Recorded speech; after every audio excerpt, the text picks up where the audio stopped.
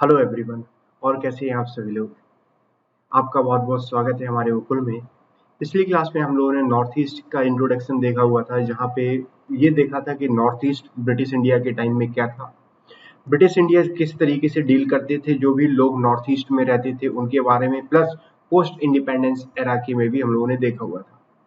क्यों इंसर्जेंसीज आई हुई है नॉर्थ ईस्ट में, उसका कारण भी देखा हुआ है, और उसको टैकल करने के लिए गवर्नमेंट ने क्या क्या स्टेप्स लिए हैं उनके बारे में भी हम लोगों ने पिछली क्लास में देखा हुआ था।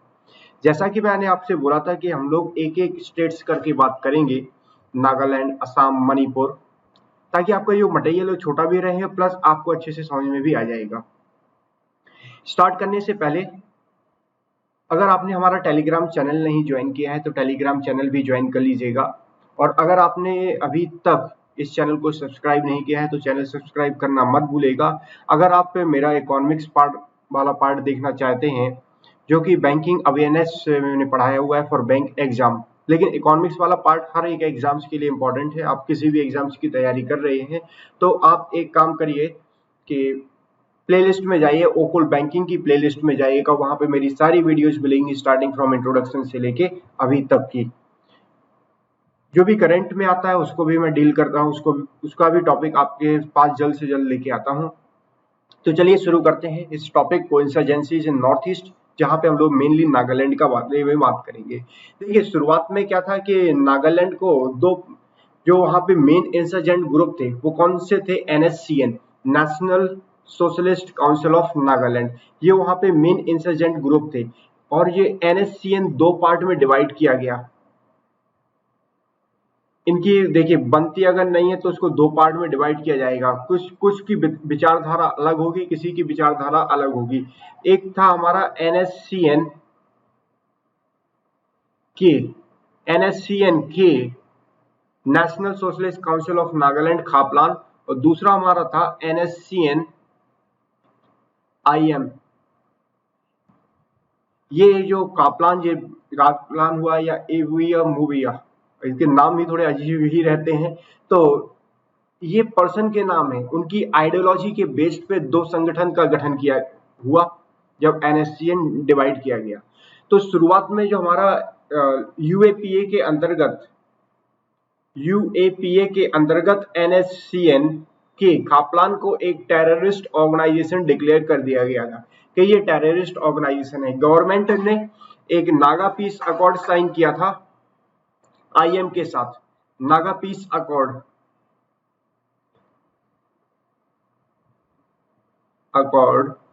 2015। देखिए IM, इनकी विचारधारा, इनका ये कहना है कि हमें कोई सेपरेट राज्य नहीं चाहिए। हमारा जो राज्य है, हम लोग एक ग्रेटर नागालैंड की डिमांड करते हैं। मींस नागालिम की इन लोगों की डिमांड है। जो नागालिम जो होगा वो एरिया किस में, ये चाहते हैं कि जो नागालैंड है, प्रेजेंट डे नागालिम क्या होगा, प्रेजेंट नागालैंड प्लस मणिपुर, अरुणाचल प्रदेश, असम, इसके अलावा भी कुछ एरियाज म्यांमार से भी चाहिए हैं इन लोगों को। ये चाहते हैं कि हमारा ये जो प्रेजेंट डे का नागालैंड से लेके ये जो एरियाज हैं, इनसे मिला के हम लोग को नया राज्य चाहिए, दैट इज द नागालैंड। तो गवर्नमेंट ये उनका गवर्नमेंट का ध्यान ये है कि देखिए ये इनका सिर्फ और सिर्फ एक राज्य मांग रही है। इनका कोई भी ऐसी इंटेंशन नहीं है कि हम लोग एक सेपरेट कंट्री की डिमांड करें। तो गवर्नमेंट इनके साथ सीज फायर एग्रीमेंट साइन किया था। देखिए सीज फायर तो होते ही रहते हैं। अभी 2021 की ही बात है, सितंबर का ही न्यूज है। Union government recently engaged in 1 year cease fire agreement. NSCN के साथ 1 साल का सीज फायर एग्रीमेंट किया गया। इससे क्या होगा कि जो नागा पीस प्रोसेस है उसमें भी बढ़ोतरी देखने को मिलेगी, और प्राइम मिनिस्टर का जो एम है कि इंसर्जेंसीज फ्री हम लोगों को नॉर्थ ईस्ट बनाना है। तो प्रॉब्लम कहाँ पे आ जाती है, देखिए नागालैंड में इनकी डिमांड में कोई दिक्कत नहीं है, लेकिन प्रॉब्लम ये है कि जो मणिपुर के जो लोग हैं जहाँ पे जो नागाज से जो लोग नागाज ट्राइब इन मणिपुर, अरुणाचल प्रदेश या फिर असम या फिर बर्मा में है, वो ये चाहते हैं कि नहीं, हम अपना जो ये राज्य है यही हमारा ही जगह है, हम किसी दूसरे के साथ नहीं मिलना चाहते हैं। पहला रीजन ये है। दूसरा रीजन ये आ जाता है पॉलिटिकल। पॉलिटिकल पार्टीज अपने वोट बैंक के लिए ऐसा करना चाहते हैं। देखिए, अगर पॉलिटिकल पार्टीज उन लोगों को नहीं बचाएगी जो लोग मणिपुर में रह रहे हैं, तो आने वाले टाइम में उनको पता है कि ये लोग अब इनको वोट नहीं करेंगे। सिमिलरली अदर एरियाज के लिए। And when it comes to the international border, क्योंकि हम लोग म्यांमार, इनका डिमांड भी ये है कि म्यांमार को भी नागालैंड में एंटर किया जाए, जो कि ग्रेट नागालैंड बनाया जाए। चलिए देख लेते हैं नागालैंड के बारे में। तो नागालैंड से रिलेटेड आपको क्या क्या याद रखना है कि नागालैंड किन किन राज्यों के साथ बॉर्डर शेयर करता है। असम, मणिपुर, इधर Myanmar, and on the top Arunachal Pradesh. अगर हम लोग नागाज की बात करते हैं तो नागाज से जो है, Nagas are the tribes of Nagaland, जो कि नागाज के हिल एरियाज में, मतलब Naga hill around the north east frontier of the Assam Burma border. तो ये कॉन्स्टिट्यूट करते हैं 0.1% of the India's population and consist of many tribes speaking in different language. Nagas rebellion की हिस्ट्री थोड़ी समझ लेते हैं। इसकी हिस्ट्री कहाँ से आई थी। देखिए, जब ब्रिटिश ने एनेक्स्ट किया था असम को 1826 में, उसके बाद 1881 में नागा हिल्स जो है वो भी ब्रिटेन का ही, ब्रिटिश इंडिया का पार्ट बन गया था। तो पहली बार ऐसा एक रेजिस्टेंस देखने को मिला नागास के बीच में, which led to the formation of a Naga Club in 1918। इसी की वजह से ये नागा क्लब 1918 में बना, जिसने साइमन कमीशन को ये बोला था कि you can leave us alone, क्योंकि जो भी हमारे कल्चर है, हमारे कल्चर हम अपने हिसाब से देखेंगे, आप ब्रिटिश इंडिया का इसमें कोई रोल नहीं होगा, ऐसा कहा गया था इसने साइमन कमीशन को। 1946 में नागा नेशनल काउंसिल आया, जिसके अंतर्गत किसका we can say one person Phizo, AZ Phizo, इन्होंने डिक्लेयर कर दिया था कि Nagaland as a independent state on 14 अगस्त 1947। जो NSCN, जो नेशनल नागा नेशनल काउंसिल्स के जो लीडर थे और असम के जो गवर्नर थे सर अकबर हदियारी, इन्होंने एक 9 पॉइंट एग्रीमेंट साइन किया और जिसको रेक्टिफाइड किया गया over there land and legislative and executive power. जितनी भी जुडिशियल कैपेसिटी होगी ऑफ नागास कोर्ट की, इनको एम्पावर्ड किया जाएगा। एंड कोई भी लॉ, चाहे वो प्रोविंशियल से हो या फिर प्रोविंशियल मतलब उस वाले वी कैन से स्टेट्स, या फिर central legislature could give effect to this agreement. कोई भी लॉ इस एग्रीमेंट में नहीं आएगा। एक क्लॉज इस एग्रीमेंट में डाला गया था कि जो नागास जो डिमांड कर रहे थे कि हम लोगों को एक एडमिनिस्ट्रेटिव यूनिट लेके आना है जल्द से जल्द, लेकिन इस क्लॉज को स्टेबल गवर्नर, जो समय के गवर्नर थे असम के, उन्होंने इस चीज को नहीं माना। बिकॉज जो भी government as per the Sarkaria commission ये बोलती है कि गवर्नमेंट, जो गवर्नर है, is not an agent of centre, क्योंकि वो क्या है कि कॉन्स्टिट्यूशन के अंतर्गत गवर्नर का ये रोल है कि जो भी सिचुएशन अराइजेस आ रही है उससे रिलेटेड रिपोर्ट सेंटर को भेजती है। तो सरकारी कमीशन के अनुसार ये है कि government is an agent of government, governor is an agent of the government of India. इसीलिए गवर्नमेंट ऑफ इंडिया ये नहीं चाहती थी कि ऐसा कोई भी क्लॉज आए, इसलिए वो क्लॉज उस समय हटा दिया गया। And 10 year terms to ensure, उन लोगों को एक 10 साल का समय दिया गया कि हम लोग इस पे काम करेंगे। एंड एक नया एग्रीमेंट बनाया जाएगा for the future of the people. देखिए, उसके बाद भी इन लोगों को कुछ समझ में नहीं आया। देखिए, तो क्या हुआ कि the interpretation of this section, became the matter of dispute between the Nagas as well as the government, क्योंकि ये गवर्नमेंट ने यहाँ पे ये बोल दिया कि हम लोग क्या इसको फिर से अगले 10 साल बाद जो भी टर्म है इसको एंश्योर किया जाएगा और इसका जो पीरियड है उसको आगे फिर बढ़ा दिया जाएगा। नागाज ये चाहते थे कि हमारा खुद का एक एडमिनिस्ट्रेटिव यूनिट हो। जब उन लोगों को ये लगा कि और इसी टाइम असामीज को ऑफिशियल लैंग्वेज भी डिक्लेयर कर दिया गया, तभी से कॉन्फ्लिक्ट देखने को मिला नागाज और गवर्नमेंट ऑफ डीएस के बीच में। नागाज ये चाहते थे कि ये जो क्लॉज है this is meant for independent India at the end of 10-year period, लेकिन इंडियन जो गवर्नमेंट थी वो ये देख रहे थे कि ये जो एग्रीमेंट है, ये जो clause like this clause meant a new agreement after the 10-year period if the current agreement did not adequately. देखिए, अगर जो भी गवर्नमेंट ने क्या बोला कि हम लोग क्या करेंगे कि जो नेक्स्ट है जो फर्स्ट 10 year है इसमें जो भी प्रॉब्लम होती है नागाज की, जो भी प्रॉब्लम है इन नागाज की प्रॉब्लम्स को सॉर्ट आउट किया जाएगा। नागाज की प्रॉब्लम को इसमें सॉर्ट आउट किया जाएगा, लेकिन बाई चांस अगर सॉर्ट आउट नहीं होती हैं, अगर सॉर्ट आउट नहीं होती हैं उस केस में क्या है कि नेक्स्ट 10 year मीन्स 11 टू और you can just 10 to 20 11 to 20 next 10 year का एक नया एग्रीमेंट बना दिया जाएगा, जो कि अगर जो भी प्रॉब्लम यहाँ पे बची है उन सारी प्रॉब्लम्स को अगले 10 साल के अंतर्गत सॉल्व किया जाए। फिजो ने इस चीज को रिजेक्ट कर दिया 9 point agreement, which agreement fell into the sort of deal with the Nagas sovereignty issues। वो ये बोले, उनका फिजो का ये कहना था कि ये नागाज की सॉवरेनिटी के जो सॉवरेनिटी से रिलेटेड जो भी इश्यूज हैं उस चीज में प्रॉब्लम क्रिएट कर रहा है, इसलिए we can not accept this 9 point agreement.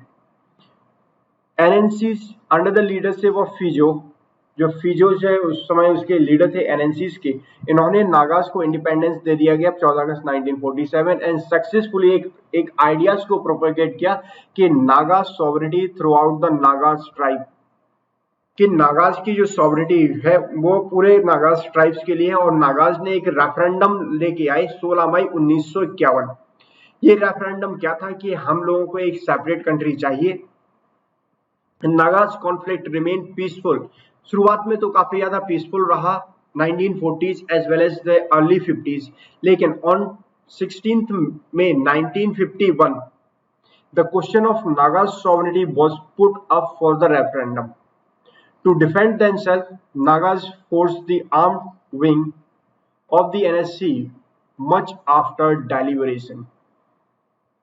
उन्होंने देखिए अपने आप को बचाने के लिए नागाज ने क्या किया, एक आर्म विंड बनाई, एनएनसी की एक आर्म विंड बनाई, क्योंकि उन्हें ये लग रहा था कि देखिए अगर हमारे पास कोई भी आर्मी नहीं है, कोई भी हमारे पास फोर्स नहीं है, तो हमारा अगर गवर्नमेंट हमारे खिलाफ कुछ ना कुछ अगर कुछ करती है तो it will be a big problem for us. इससे क्या है, this like rooted in the politics of सब नेशनलिज्म, एक सब नेशनलिज्म देखने को मिला। The complexities of the regional geopolitics, एक रीजनल जियोपॉलिटिक्स उभर के आया and evolution of the dynamics of counter insurgencies. देखिए शुरुआत यहाँ से हुई थी, अब अलग अलग डिवाइड हो चुके कई सारे पार्ट हैं, कई सारी काउंटर इंसर्जेंसीज चल रही है डिफरेंट ऑर्गेनाइजेशंस के द्वारा। तो जो नागाज की जो insurgency has avoided a permanent solution. Later उसके बाद क्या है, ये आर्म्ड रिवेलियन में बन गया 1956 में। इसने काफी, इसका जो पीक था काफी तेजी से बढ़ रहा था as an armed ethnic conflict, जो कि नागा नेशनल काउंसिल के द्वारा लेके गया। उनका मेन मकसद यही था कि हम लोगों को लाइक नागा टेरिटरीज को एक सेसेशन करना है फ्रॉम इंडिया, इंडिया से हमारा मेन मकसद यह था कि हम लोगों की एक अलग सेपरेट देश बनाना है। कई सारे रेडिकल एरियाज भी हुए, एनएनसी ने क्रिएट किए नए radical areas. Federal government of Nagaland जो भी, और like federal government of India Nagaland which also had an underground Naga army. जो एफएनजी की लाइक एफजीएन है, इनके पास भी अंडरग्राउंड नागा आर्मीज थी, ताकि अगर कोई भी प्रॉब्लम आती है रिलेटेड टू इनके ऊपर जो भी नागाज जो लोग हैं, तो FGN है, they can tackle with that. हम लोग क्या बोल सकते हैं इस चीज को कि एक हिस्टोरियन है बेंजामिन जकरिया, उन्होंने ये बोला कि north east of the India that Nehruvian times faced their most brutal and violence times. सबसे ज्यादा अगर देखने को मिला तो नेहरू के टाइम में ही एक ब्रूटल और वायलेंस देखने को मिला इन द नॉर्थ ईस्ट, जहां पे एक सेपरेटिस्ट टेंडेंसी से जनरेट हो रही थी, और एनएनसी ने रिजॉल्व किया कि वो इस्टेब्लिश करेगा एक sovereign Naga state and conduct किया एक रेफरेंडम। उन्होंने देख लिया है कि 16 मई 1951 में, जहां पे 99% ने सपोर्ट किया था एक इंडिपेंडेंट नागालैंड। देखिए रेफरेंडम से कुछ होता ही नहीं है, और India that is Bharat, that is what we can say, India that is the Bharat shall be the union of the states. तो क्या है कि आप कितने भी रेफरेंडम, ऐसा जो रेफरेंडम ये गवर्नमेंट का रेफरेंडम नहीं है, ये आप कुछ लोग मिलके, कुछ सेपरेटिस्ट लोग मिलके ही रेफरेंडम कर रहे हैं। उस रेफरेंडम में जितना भी देखिए, कितना भी मेजोरिटी आ जाती है, इससे गवर्नमेंट कभी सपोर्ट नहीं करेगी। When did armed movement begin? कब ये आर्म्ड मूवमेंट स्टार्ट हुआ था? इसके 22 मार्च 1952 में जब फिजो ने नागा फेडरल गवर्नमेंट को बनाया और नागा फेडरल आर्मी बनाई, तब से ये आर्म्ड मूवमेंट देखने को मिला। क्योंकि देखिए हमने NFG में देखा हुआ था, like FGN as well as NFG, तो वहां पे जितने भी लाइक व्हाट वी कैन से जो अंडरग्राउंड आर्मी थी, वो भी इन्हीं के साथ ही काम करते थे। गवर्नमेंट ऑफ इंडिया ने मेन क्या है कि इसके बाद गवर्नमेंट ऑफ इंडिया ने आफ्सा लगा दिया, armed force special power act 1958, इस ताकि वो जो भी आर्मी से बनाई गई थी फिजो के द्वारा, उसको सप्रेस कर किया जा सके, और जो भी इंसर्जेंसीज देखने को मिल रही थी नॉर्थ ईस्ट में, उसको भी कंप्लीटली क्रश करने के लिए गवर्नमेंट ने आफ्सा वहां पे भेज दिया 1958 में। Cease fire and role of government of India, cease fire and role of government of India देख लेते हैं कि जो नागाज रेबेलियन थे, they has come a long way, so they have the like politics in incorporating in it. उन्होंने हर एक चीज देखी है अपनी लाइफ में, तो उन्हें पता है किस तरीके से पॉलिटिक्स को चलाया जाए। शुरुआत के फेज में जो नागा रेबल्स थे, वो को एक सेफ हेवंस माना जाता था। वो ये बोलते थे they are known as the safe havens in Myanmar, लेकिन कुछ फॉरेन फोर्सेस की वजह से at one time provided them with significant external assistance. देखिए यहाँ पे फॉरेन फोर्सेस का अगर जिक्र हुआ है, तो फॉरेन फोर्सेस में आप चाइना का ही आप समझ लीजिए। चाइना ये नहीं चाहती है कि उस एरियाज में एक शांति बनी रहे, इसीलिए जितना भी आप नॉर्थ ईस्ट में अगर इंसर्जेंसीज देखते हैं, तो वहां पे चाइना का कुछ ना कुछ रोल देखने को मिलता ही मिलता है। ये हम लोगों ने पिछली क्लास में भी देखा हुआ था। एक मेजर एडजस्टमेंट स्ट्रेटेजी आई थी नागालैंड के लिए, क्या कि नागालैंड को एक लाइक स्टेट का दर्जा दिया जाएगा 1968 में, लेकिन वो सक्सेसफुल नहीं हुआ। फिर बार बार यही प्रेशर डाला जा रहा था सिक्योरिटीज फोर्सेस के द्वारा, the Naga national council to sign. उसके बाद जब what we can social securities ने फोर्स किया, तब नागा नेशनल काउंसिल ने NNC ने एक अकॉर्ड साइन किया था, that is the Shillong accord 1975 में। 1975 में शिलोंग अकॉर्ड साइन किया गया था। इस अकॉर्ड के अंतर्गत क्या था, which was followed by the birth of NSCN। इसी के बाद ही तो हम लोग को देखने को मिला NSCN, और NSCN जो है वो कई पार्ट में टूटा हुआ है, सेवरल फ्रैक्शन हुए। Central reacted to entering into peace with all of them. Centre ने हर बार यही चाहा है कि जितने भी, देखिए शुरुआत में बहुत बड़ी ऑर्गेनाइजेशन थी, अगर बहुत बड़ी ऑर्गेनाइजेशन है तो उसके पार्ट होंगे ही होंगे, क्योंकि आने वाले टाइम में उनको ये लगा कि देखिए हमारी ये जो है NNC तो बड़ी हो गई, तो क्यों ना जब एनएनसी बड़ी हो जाती है तो उस वाले केसेस में उन्हें लगता है कि अब तो हमारा सब कुछ हमारा ही चलेगा, अलग अलग डिवीजन बन जाते हैं। इनकी कुछ विचारधारा अलग हो जाती है, इनकी कुछ विचारधारा अलग हो जाती है। तो ऐसे जितने भी विचारधारा के जो लोग थे उन लोगों के साथ गवर्नमेंट का हमेशा से ही यही रहा है कि हम लोग एक सीजफायर एग्रीमेंट साइन कर लें और वहां पे नॉर्थ ईस्ट में जो भी इंसर्जेंसीज देखने को मिल रही है इस इंसर्जेंसीज को कंप्लीटली रूट आउट कर दें। रिबेल ग्रुप, कौन कौन से रिबेल ग्रुप हैं जो उस समय है? देखिए आपको रिबेल ग्रुप तो मेनली दो ही याद रखने हैं, एक तो इसाक मुवैया और दूसरा है खापलान। NSCN IM और NSCN के मिड 20th सेंचुरीज में नागा के पास नागा में कई सारे रिबेल ग्रुप्स थे जो कि नागा नेशनल काउंसिल एक पॉलिटिकल ऑर्गेनाइजेशन था, काफी एक्टिव रोल पार्ट किया था 1940s में और अर्ली 50s में। लेकिन फिर इसके बाद NNC जो है उसको दो पार्ट में डिवाइड किया गया and NNC it is the oldest political Naga organisation. तो 1980 31 जनवरी में क्या हुआ कि जो इसी चिस्वीसु एंड मुवैया एंड खापलान इन्होंने फॉर्म किया NSCN। इसीलिए जो नाम है जो इसी चिस्वीसु एज वेल एज मुवैया इनके नाम पे एक NSCN IM हो गया, दूसरे जो है वो NSCN के। बेस्ड ऑन द इनकी जो अप्रोच थी के की, इनकी अप्रोच ये थी माओ मॉडल्स। खापलान फॉर्म ऑफ 1988 30th अप्रैल। उनका मेन मकसद ये था कि ज्यादा से ज्यादा एरियाज को हम लोग नागालैंड के अंदर अगर रखें, किस बेस पे? एक तो एथनिसिटी, दूसरा डोमिनेटेड करना है ज्यादा से ज्यादा areas with in the India and infection areas of Myanmar, क्योंकि मैं आपको पहले ही बता रहा था। नागा की जो फेडरल गवर्नमेंट है, they are the separatist movement active in the Nagaland during 1970s, लेकिन इसके लीडर को कैप्चर कर लिया गया था और उसके जो भी हेडक्वार्टर था उस हेडक्वार्टर को कंप्लीटली डिस्ट्रॉयड कर दिया। अब ये ऑर्गेनाइजेशन कंप्लीटली फंक्शन में नहीं है। तो अगर आपके एग्जाम में ये आ जाता है कौन कौन सी ऑर्गेनाइजेशन जो रिबेल ग्रुप है, तो आप दो ये ही याद रखिए, national socialist council of Nagaland, दूसरा है हमारा एक खापलान, दूसरा हमारा IM इसाक मुवैया।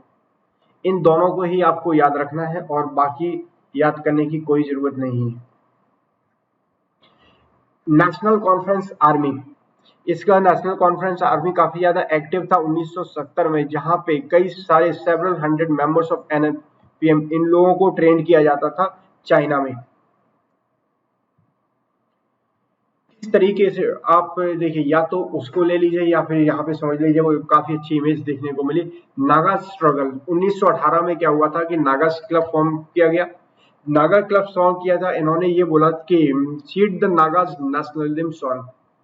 इसी की वजह से कि नागाज के अंदर नेशनलिज्म जागरूक हुआ।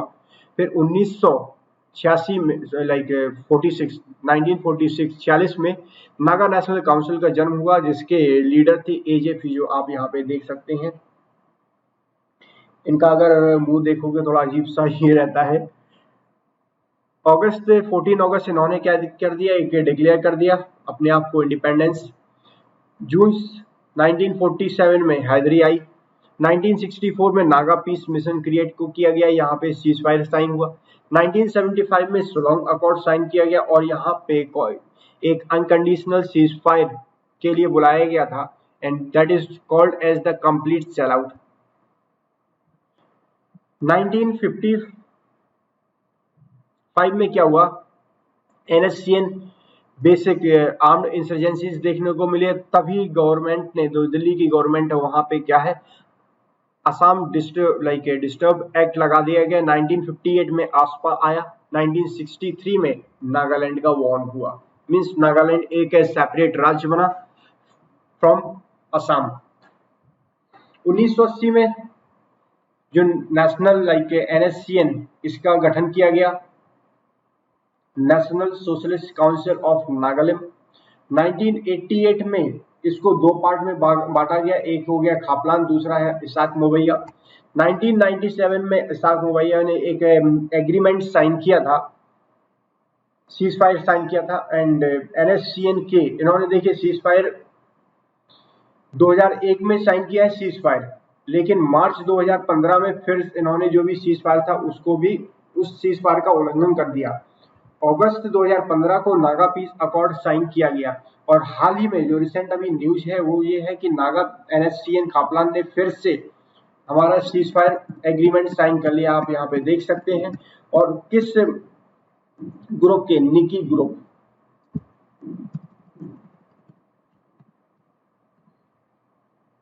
कब ये पीस स्टार्ट हुआ? शुरुआत में हम लोग देख रहे हैं पीस स्टार्ट हुआ था 1947, लाइक जब Naga area was initially the part of Assam. उसके बाद इसको इंडिपेंडेंस 1947 में मिली। नागाज जो हिल्स थे, like Naga hills of Assam and Tuensang frontier division to the north east were brought together under the single unit directly, जो कि मैनेज किया जाता था इंडिया गवर्नमेंट के द्वारा इन 1957। इसके बाद एक एग्रीमेंट आया हुआ था नागा लीडर और गवर्नमेंट के बीच में, एंड नागालैंड को एक राज्य स्टेटहुड का दर्जा दे दिया गया था 1963 में। लेकिन उसके बावजूद भी इंसर्जेंट ग्रुप ने अपना काम रोका नहीं, इंसर्जेंट ग्रुप अपना काम करते ही रहे, और इन्होंने recognise the importance of north east to the country in term of securities, इसीलिए पीस को लेके आना पड़ा। 2022 तक का जो हमारा गोल है वो क्या है कि जो भी प्रॉब्लम्स देखने को मिल रही हैं नॉर्थ ईस्ट की, या फिर जो नए एज के पीस एंड ग्रोथ है देखने को, like we need to create a new age of peace and growth in the region by 2023। सबसे पहले उनकी प्रॉब्लम को सॉर्ट आउट किया जाएगा, उसके बाद पीस और ग्रोथ, शांति और what we can say growth को आगे लेके जाया जाएगा 2023। नॉर्थ ईस्ट एक काफी dignify, like dignity, cultural, language, literature and music are all being enhanced as a result of this. Government ने उसके पहले भी गवर्नमेंट ने कई सारे वेरियस पीस डील साइन किए गए थे वहां के मिलिट्री ग्रुप्स के साथ इन the north east India through out the years. Example उसके कौन कौन से एग्जाम्पल हैं इनके बारे में देख लेते हैं। जैसे कि एक कार्बी अलोंग एग्रीमेंट, जो कार्बी अलोंग एग्रीमेंट है that is reach in 2021 was a tripartite agreement between the 5 Assamese rebel group, centre के बीच में और वहाँ की जो असम की जो गवर्नमेंट है उस असम गवर्नमेंट के बीच में ये रहा हुआ है। एक ब्रू अकॉर्ड साइन किया गया था, ब्रू अकॉर्ड 2020 में साइन किया है, जो प्रोवाइड करता है एक permanent settlement of 6,959 Brus families of in Tripura. उन लोगों को कैश पैकेज भी दिया जाएगा। और ये जो एग्रीमेंट है ये साइन किया गया है गवर्नमेंट ऑफ इंडिया के बीच में त्रिपुरा और मिजोरम के बीच में, और इसमें ब्रू माइग्रेंट्स के रिप्रेजेंटेटिव्स भी थे। गवर्नमेंट ऑफ इंडिया ने government of Assam and the leader of Bodo group, इन्होंने एक बोडो पीस अकॉर्ड 2020 साइन किया। ये आप याद रखिए, this is really important for your exam, कि ये सारे के सारे अभी ही साइन किए गए। अगर आपका नॉर्थ ईस्ट से रिलेटेड कोई भी क्वेश्चन बनता है इंसर्जेंसी से रिलेटेड, जो कि बनता ही बनता आपके एग्जाम में, तो बनेगा ही, क्योंकि अगर किसी भी एरियाज में शांति आ रही है तो you are definitely going to get one question based on the internal security और insurgency in the north east. जिसने क्या है एक बोडोलैंड टेरिटोरियल रीजन को, असम के जो असम का जो बोडोलैंड टेरिटोरियल रीजन है उसको ज्यादा ऑटोनॉमी दे दी गई है। NSCN का हम लोगों ने पहले देख लिया है, एक शिलोंग अकॉर्ड साइन किया गया था जिसकी वजह से NCN और NFG ने इन्होंने अपने हथियार गिव अप कर दिए थे। एक ग्रुप आया हुआ था, ग्रुप था 140 मेंबर का, जो कि लेड किया गया था मुवैया के द्वारा, who were at the time in China. इसने रिफ्यूज किया था कि हम ये शिलोंग अकॉर्ड के जो भी शिलोंग अकॉर्ड है इसको हम एक्सेप्ट नहीं करेंगे। और इसने क्या है कि 1980 में NSCN बना दिया गया। फिर इसके दो पार्ट हुए, Naga peace accord, this is important. 3 अगस्त 2015, देखिए नागा पीस अकॉर्ड से रिलेटेड अगर आपके पास क्वेश्चन आ जाता है तो गवर्नमेंट ने इससे नागा पीस अकॉर्ड से कुछ भी चीज पब्लिक में नहीं रखा, कुछ भी चीज पब्लिक में नहीं रखा कि क्या अकॉर्ड है, मतलब किस क्या क्या साइन किया गया और इसके अंतर्गत क्या होगा क्या नहीं होगा कि और कितना गवर्नमेंट ने अचीव किया एंड सो ऑन। कोई भी चीज सामने नहीं है, जितना भी आप यहाँ पे देख सकते हैं। तो 3 अगस्त 2015 को क्या हुआ था, नागालैंड पीस अकॉर्ड साइन किया गया था गवर्नमेंट ऑफ इंडिया और NSCN के द्वारा, ताकि हम लोग नॉर्थ ईस्ट जो नागालैंड में वहां पे जो इंसर्जेंसीज देखने को मिल रही है उस इंसर्जेंसीज को कम्प्लीटली हटा दिया जा सके। गवर्नमेंट ने एक अपना इंटरलोक्यूटर लेके आए नागा पीस टॉक के लिए, जो कि RN रवि थे। नाम इंपॉर्टेंट नहीं है, लेकिन आप पर्टिकुलरली कोई डिफेंस एग्जाम की तैयारी कर रहे हैं, डिफेंस या फिर अदर जो 1 डे एग्जाम है वहां से रिलेटेड, वहां पे नाम का इंपॉर्टेंस हो जाता है। लेकिन पर्टिकुलरली इन द UPSC आप नाम से मत जाइएगा, बट अगर आपको उसमें मेंस में लिखना है तब तो आपको नाम तो याद करना ही पड़ेगा। तो RN रवि गए हुए थे गवर्नमेंट ऑफ इंडिया की तरफ से। While the presence of the Prime Minister, the chairman of NSCN and Lieutenant Isvik Chiswi Sood, जो सेक्रेटरी थे जनरल ऑफ तिसंग मुवैया, ये सारे प्रेजेंट थे इस नागा पीस टॉक में। Report on security situation in the north east, इसको प्रेजेंट किया गया पार्लियामेंट्री स्टैंडिंग कमेटी में होम मिनिस्ट्रीज के द्वारा। इस रिपोर्ट में ये डिटेल में था कि जो भी फ्रेमवर्क होगा, like framework related to the agreement sign between the NSCN, IM और सेंट्रल गवर्नमेंट से रिलेटेड जो भी फ्रेमवर्क थे वो वहां पे दिखाई दे दिए थे। लेकिन इस नागा पीस अकॉर्ड में देखिए पीस अकॉर्ड साइन हुआ, लेकिन उसके बावजूद भी कोई भी हल नहीं देखने को मिला। जब कोई भी हल नहीं देखने को मिला, फिर वही सेम सिचुएशन अभी रिसेंटली जो साइन हुआ है, देखते हैं कब तक जाता है। आई होप कि कंप्लीटली हट जाए उनकी जो भी डिमांड है। हम लोग देखेंगे गवर्नमेंट को क्या करना चाहिए इन द वे फॉरवर्ड। तो लूपहोल्स क्या क्या है नागा पीस अकॉर्ड में। तो एक तो जो सबसे इम्पोर्टेंट है, जो फॉरमोस्ट चैलेंज है पीस अकॉर्ड का, वो अभी तक क्लियर नहीं है। उसका कोई भी क्लियर मैंडेट या फिर उसका कोई भी क्लियर ऑब्जेक्टिव नहीं बताया गया है फ्रेमवर्क में। इस जो अकॉर्ड था उसको पब्लिक के व्यू से कंप्लीटली हटा के रखा गया। But there have been talk about the special arrangement, ये बोल रहे हैं कि हम लोग एक स्पेशल अरेंजमेंट 2015 से अभी जो भी आता है तो हम लोग देख लेंगे। ये प्रोवाइड किया जाएगा कि greater scope of confusion to the both government as well as insurgent. जो नागास का जो इश्यू है, they are not only pertain to Nagas, Nagas के लिए ही नहीं है, बट ऑल्सो इम्पैक्ट द कई सारा जो रीजन है नागालैंड का, या फिर जो नागालैंड के आसपास के जो रीजन है उस पर भी इम्पैक्ट डाल रहा है, यहाँ तक कि including Naga inhabited areas of Myanmar. और क्या क्या इश्यूज थे, issues of integration of continuous Naga inhabited areas of Manipur. देखिए गवर्नमेंट ने साइन तो कर लिया, गवर्नमेंट का ये कहना है, हम लोग क्या शुरू में देखा था, गवर्नमेंट का ये कहना है चलिए जैसी तैसी बने, एक शांति बने रहे।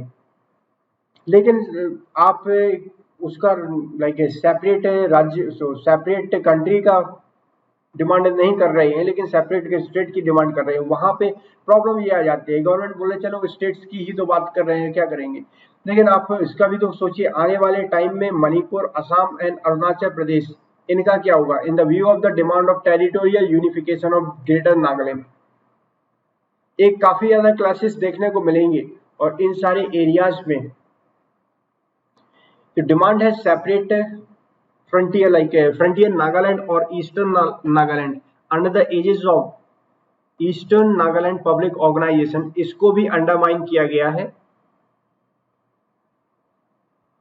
एक मेजर हिंड्रेंस इस पीस प्रोसेस में ये देखने को मिला है, the existence of more than one organisation is claiming. देखिए कई सारे एग्जिस्टेंस हैं और गवर्नमेंट ये बोलती है कि हम हर किसी से बात कर लेंगे। देखिए हर जितनी भी ऑर्गेनाइजेशन है सब अपने आप को क्लेम कर रहे हैं कि दे आर दी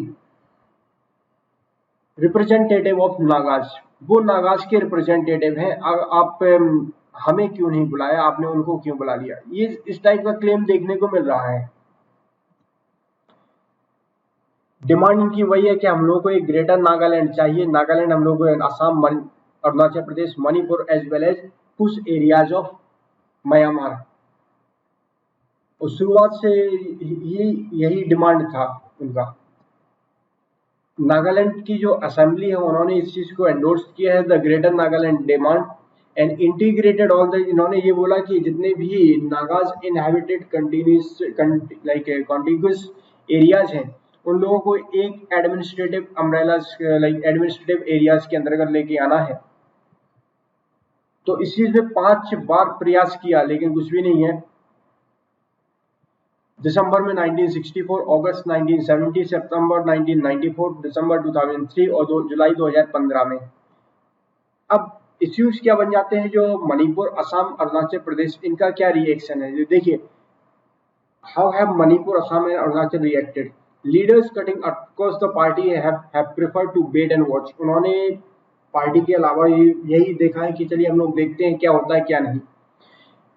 कोई भी अभी इसने अलाउ नहीं किया, मतलब कोई भी ये नहीं चाहते हैं कि हमारे राज्य से एक छोटा सा तिनका नागालैंड के पास चला जाए। एसएस खापलान का क्या क्या इसका लाइक एसएस खापलान जो है उनका क्या कहना है। तो मार्च 2000 like in March this year, इस ईयर मतलब 2 साल पुराना है, मेरा ही मटेरियल था। उन्होंने एब्रोगेट कर दिया था सीज फायर जो कि साइन किया गया था 2001 में एंड वो, और उसकी वजह से सिक्योरिटीज फोर्सेस को फिर से अलर्ट पे लगा दिया गया नागालैंड, असम, मणिपुर एंड अरुणाचल प्रदेश में। कॉन्फ्लिक्ट कौन से मतलब क्या है रीजन कॉन्फ्लिक्ट के पॉइंट। पहला तो है इसका कल्चरल एक्सटॉर्शन। देखिए, नागालैंड का कहना ये है कि हमारे एरियाज में, हमारे राज्य में कई सारे बांग्लादेशी आ रहे हैं, कई सारे असामीज आ रहे हैं ये, और ये क्या है, हमारा जो कल्चर है उस कल्चर को कोलैप्स कर रहे हैं। उसके साथ में ही एक आर्म्ड गैंग भी चल रहा है पूरा, लाइक एक टैक्स कलेक्शन का।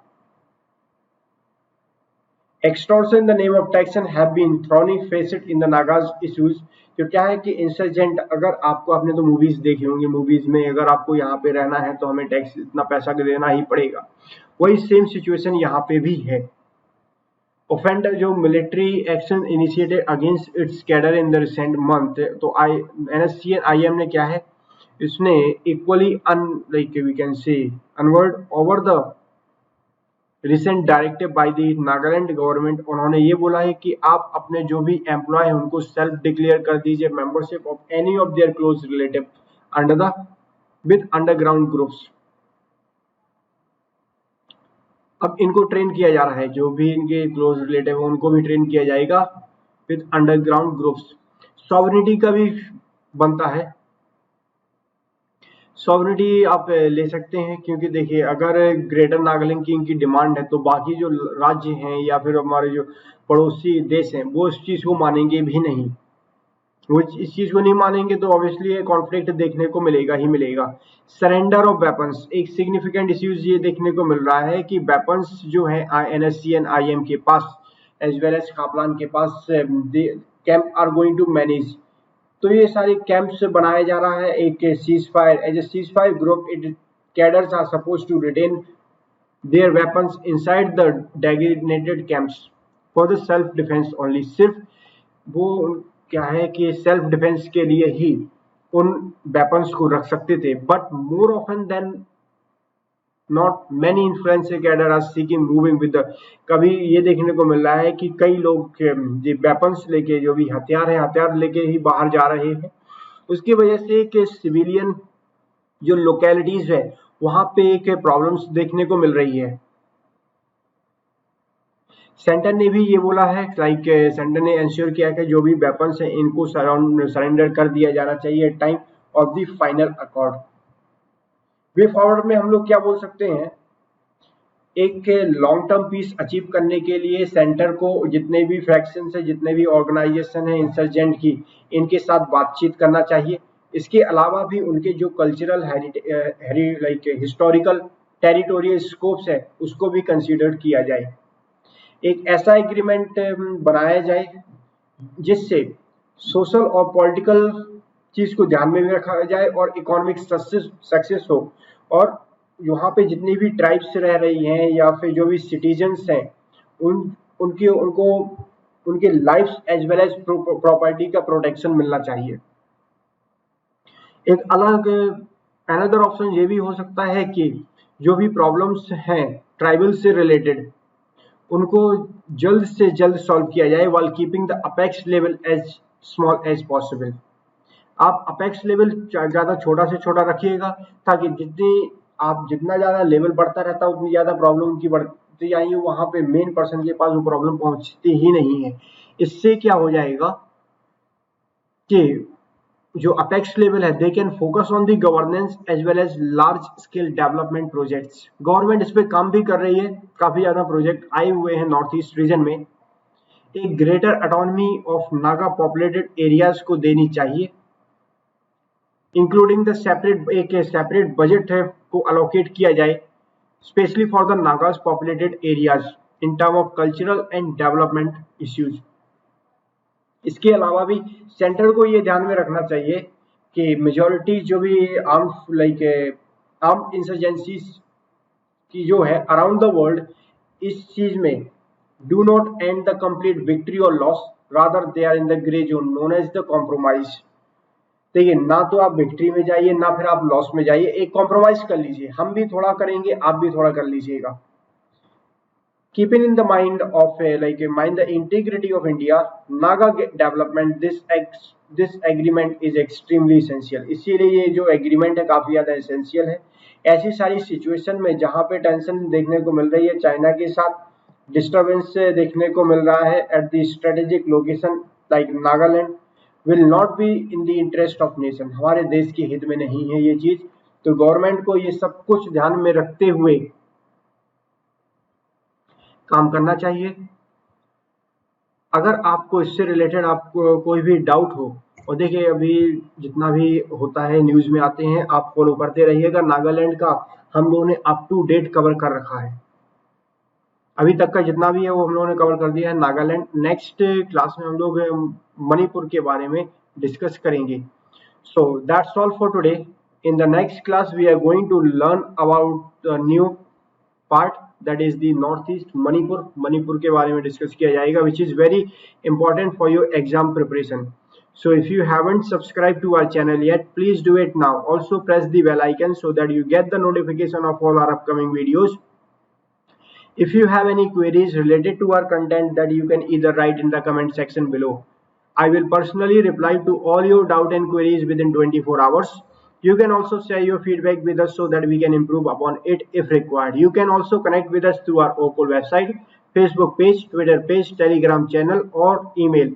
All these links are provided in the description below. Also, don't forget to share these videos with your friends and colleagues so that others can also benefit from our effort. So thanks to all for this session. See you in the next session. Till then, enjoy learning with OCOL. Have a